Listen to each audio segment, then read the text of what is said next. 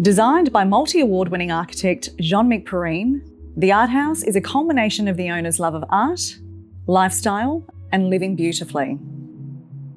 A home with modernist influences, Art House plays with light, artisanal textures and materials, and gracefully embraces nature from every angle. Martin and Kim and I had worked together on a previous project, which was a house renovation that I did for them. I knew from that first house, this was really about fine-tuning a lifestyle around art, around entertaining, around food. So it really was a very functional brief, and it came together pretty quickly, I think. It was a very seamless process. And usually that's the case. You know, it's really about listening to people in the end. It really was for very typically my clients, incredibly. People who love art and are thinkers and like style tend to gravitate towards me and me towards them. And it's like a little mutual thing that gets happening. So Martin and Kim are very, very much the profile of the people that I love working for. And I mean, love working for. In reality itself. I think this was probably one of the first houses within about a 20-year period, in this locality anyway, that really decided it was going to push the boundary of what warm minimalism is, because my houses are not cold.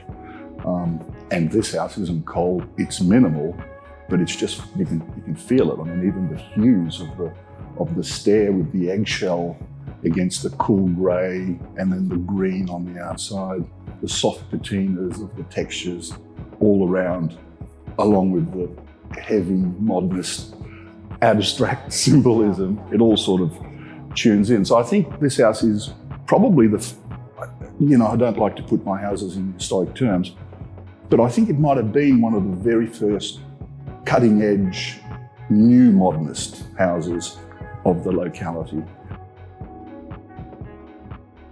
I remember talking to Martin and Kim about this, that when you were having dinner, you'd still be able to appreciate the entire house and the performance of the cooking, the performance of the eating, the pre-dinner performances, the arrival.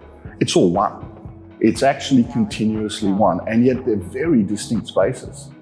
This is a fluid, three-dimensional space. It's got alcoves, it's got depth, it's got light of different quality from different sides.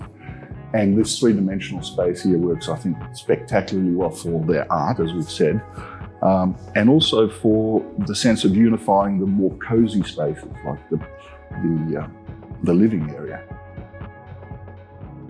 The lounge is deliberately dropped down low so that it feels much more intimate. The kitchen is long so that it's much more performance and function.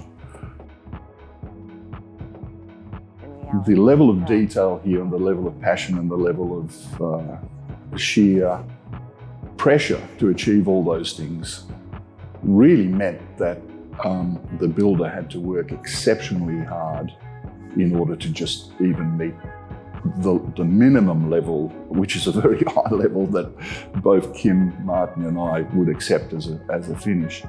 And I think it's getting more difficult. I think one of the reasons that artisanal finishes as crafted here are probably going to be a dying art over the next generation, and we may not see them. This might actually be an example that becomes the marker for things. The process was incredibly enjoyable.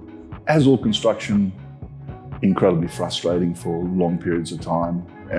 But I'm sure that when Kim and Martin moved in, it was a pretty joyous thing, because it's a pretty joyous space.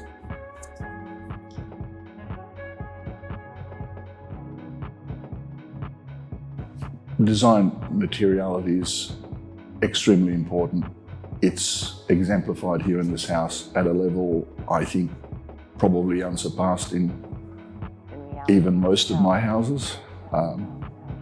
It is a collection of beautifully executed, hand-finished and immaculately delivered finishes. And so the materials were very, very, very important in this house and remain so. And I think it's the reason that the house hasn't aged.